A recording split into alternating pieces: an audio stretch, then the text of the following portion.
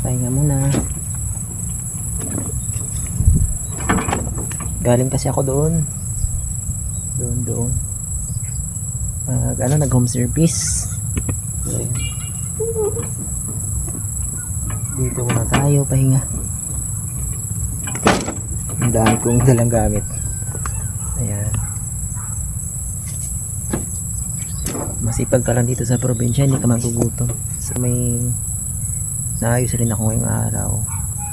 Ito hapon na naman. So yan dyan sa unahan kasi guys, yan ang mga kabahayan. So dito shortcut yung daan kasi.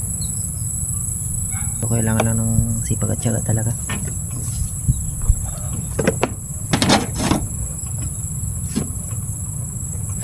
So ganito lang yung routine ko araw-araw. So, minsan guys nakaka-stress din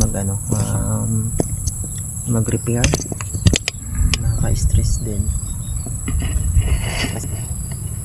Minsan may mga masusungit na customer.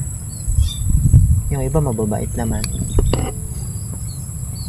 Parang minsan ayoko na rin mag-repair baka so wala akong alam na trabaho.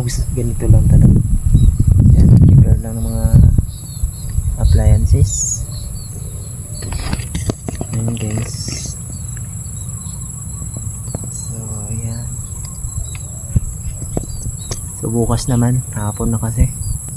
So medyo mabuti nga tumigil yung ulan. Sa karaan kasi tuloy-tuloy yung ulan. Wala ako nakapag-trabaho.